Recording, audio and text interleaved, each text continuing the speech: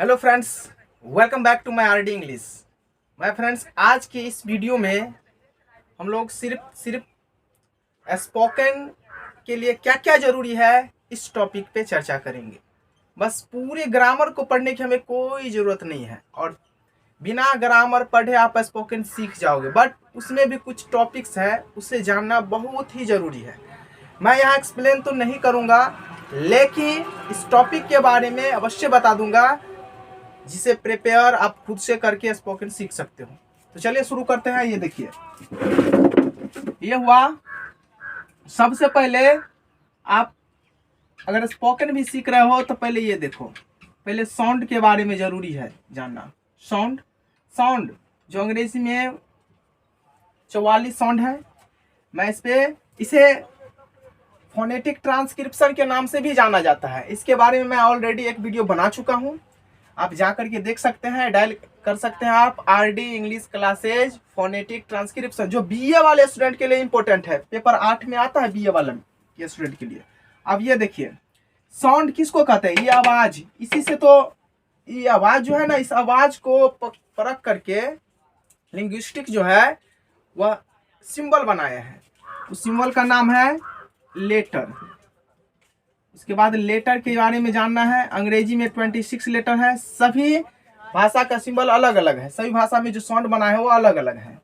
उसके बाद है साउंड है, लेटर है, और लेटर से मिलकर के बनता है वर्ड। तो वर्ड के बारे में आपको जानकारी होना चाहिए।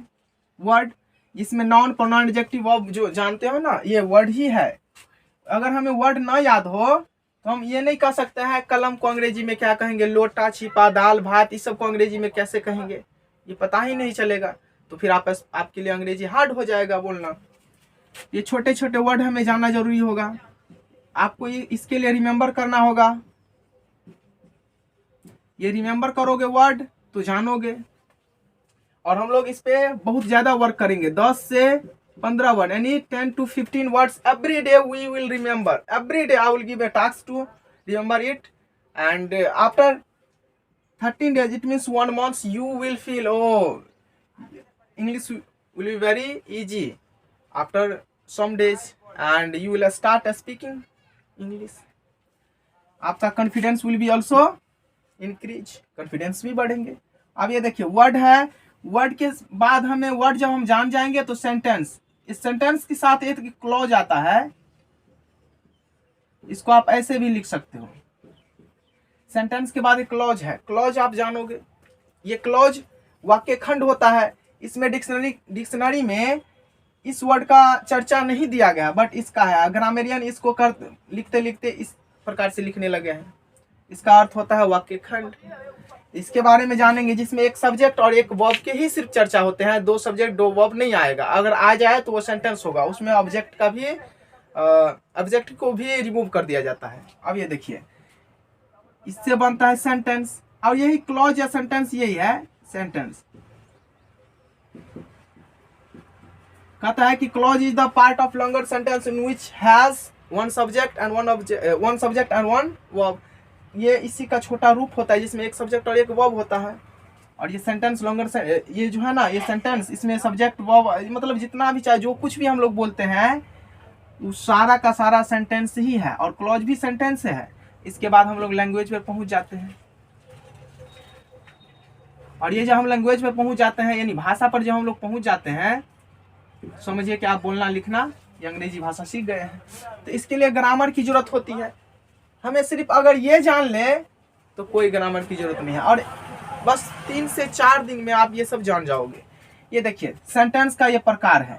सेंटेंस का जो प्रकार है, ये देखो, सेंटेंस के प्रकार मैं नहीं बता रहा। सेंटेंस का कई प्रकार है जो कि हम स्पोकन करते वक्त उस प्रकार के बारे में नहीं जानेंगे। सिर्फ ये जानेंगे कि सेंटेंस का ये है ना भाग कितना होता है। तो सेंटेंस 2 भाग में बटे होते हैं। जैसे मैं बता दूं, एक होता है सब्जेक्ट वर्ब, और ये अदर वर्ड। ये सेंटेंस का ये स्ट्रक्चर है।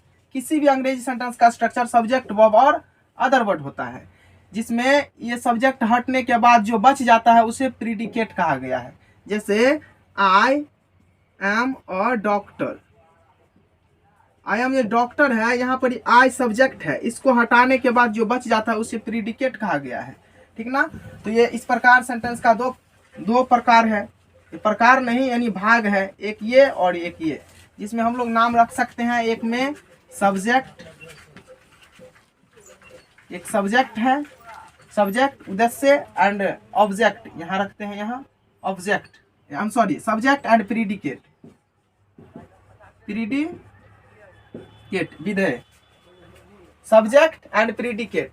तो ये सब्जेक्ट के बारे में जानेंगे। सब्जेक्ट भी दो प्रकार के होते हैं, ये भी जान लो। एक होता है सिंगुलर, आप सिंगुलर प्लूरल के बारे में नहीं जानोगे तो दिक्कत होगा सेंटेंस फ्रेम में। सिंगुलर आदू में होगा प्लूरल। मैं एक्सप्लेन नहीं कर रहा हूं, अब सिर्फ ये देखो कि प्रकार कैसा होता है, क्या चीज को जानना जरूरी है, सिंगुलर और प्लूरल। हाँ, और लिविंग, लिविंग और non living, non living. Voice में इसकी बहुत अहमियत होती है। लिविंग और नॉन लिविंग के वॉइस पढ़ते वक्त ज्यादा ख्याल रखना पड़ता है। अब ये देखिए, ये प्रीडिकेट है, ये प्रीडिकेट भी दो प्रकार के होते हैं। प्रीडिकेट का भी दो प्रकार है, एक में आप वर्ब कह सकते हो और दो में होगा other word. Other word, verb के बाद जो बच गया उसे अदर वर्ड में रखा गया है। ये अदर वर्ड का भी दो रूप है बाबू, अदर वर्ड का भी दो रूप है। एक में होगा ऑब्जेक्ट, ऑब्जेक्ट यही वर्ब जो होते हैं ना, एक होता है ये वर्ब जो हम लोग पढ़ेंगे, उस वर्ब में ऑब्जेक्ट के बारे में जानेंगे। वर्ब यानी object taker verb is transitive verb and non object taker verb is intransitive verb. ये ट्रांजिटिव और इंट्रांजिटिव वर्ब इसमें अंतर में आता है, पर हमें वो ट्रांजिटिव, इंट्रांजिटिव, फिनाइट, इनफिनाइट इस वर्ब को कोई मतलब नहीं, रेगुलर इरेगुलर वर्ब से कोई मतलब नहीं है, हमें सिर्फ स्पोकन से मतलब। बट ये जान लोगे, ये ग्रामर हो गया, ठीक ना। अब ये देखिए, ऑब्जेक्ट के बाद आएगा कॉम्प्लीमेंट। ये कॉम्प्लीमेंट, ऑब्जेक्ट के बाद कॉम्प्लीमेंट है। इसी में अगर कॉम्प्लीमेंट में COMPLI दे रहे हैं तो उसका अर्थ हो जाता है प्रशंसा करना, ठीक ना। यहाँ है कॉम्प्लीमेंट जिसका अर्थ होता है पूरक। अब ये देखिए, ये तमाम तथ्य को जानने के बाद हम लोग स्पोकन अच्छी तरह से सीख सकते हैं और ग्रामर में भी हम लोग एरर को अच्छे बना सकते हैं, मतलब एरर को रिमूव कर सकते हैं। ये देखिए, साउंड के बाद मैं बताऊंगा लेटर, जो कि आप जान रहे हो, वर्ड भी जान रहे हो, डॉग, कैट, बहुत बेसिक वर्ड से अपना नोट्स देंगे PDF की जैसा, एक अपना बनाया हुआ नोट्स जो जरूरी होता है बोलचाल में। आप 10 दिन अगर वो नोट्स पढ़ रहे हो तो समझिए कि बोलचाल का जितना भी वर्ड है आपको याद हो जाएगा। उसके बाद है यही वर्ड से प्रत्येक दिन हम लोग ये क्लॉज पे चलेंगे, क्लॉज यानी सेंटेंस पे चलेंगे। उसके बाद तो लैंग्वेज सीखना ही है। फिर देखिए, शुरू से ही हम लोग इस पे चर्चा करेंगे। उसके बाद मैं बताना चाहता हूँ यहाँ, अगर इस चीज़ों के बारे में स्पोकन में अगर ये सब नहीं सीखोगे तो बहुत से गलतियां हो जाएगी, जो कि आप किसी इंटरव्यू में अपीयर होंगे तो वहाँ छांटने की चांसेस बढ़ जाएगा। मैं जानता हूँ without grammar studies you can learn spoken English, but that will be not correct and we have to learn correct spoken English in which should not be error of English grammar, didn't you? And my friend, I want to share 12 अप्रैल से आपका batch, 12 अप्रैल 2023 जो कहते हो ना, ये आपका batch Sonki petrol pump, the east of Sonki petrol pump near by Plux hospital, it is going to open. If you want to join it, you can join from 80 AM. It will be going on from 80 AM to 9 PM. 8 AM to 9 PM. 8 AM to 9 PM. यानी 8 बजे से 9 बजे तक ये class चलेंगे. आप demo अवश्य देख लीजिए. अगर आप अंग्रेजी में अच्छा बेहतरीन करना चाहते हैं तो डेमो कम से कम आप देख लीजिए. डेमो अगर आप 5 से 7 दिन कर रहे हो ना, तो आपको पता चलेगा कि आपका बेस वो काफी मजबूत हो गया है. मेरा चैलेंजेज है, डेमो में ही आप कई स्पोकन के प्रकारों को सीख सकते हैं. स्पोकन बोल सकते हैं, लिख सकते हैं, समझ सकते हैं, पढ़ सकते हैं. और यह अगर स्पोकन का ही सिर्फ बात करोगे तो 4 महीना तक ये चलेगा. 4 महीना तक ये चलेगा. और ग्रामर की बात करोगे, ग्रामर में मुझे क्या क्या चीज जरूरी है ताकि किसी भी एग्जाम में, in any exam, I will appear, then I can attempt more than 90% questions. अगर आप ये चाहते हो तो ग्रामर का क्लास चलेगा, उसमें आप ज्वाइन कर लीजिए। यही आप आइए, पहले डेमो देख लीजिए, दोनों को हम साथ चलाएंगे अभी फिलहाल में।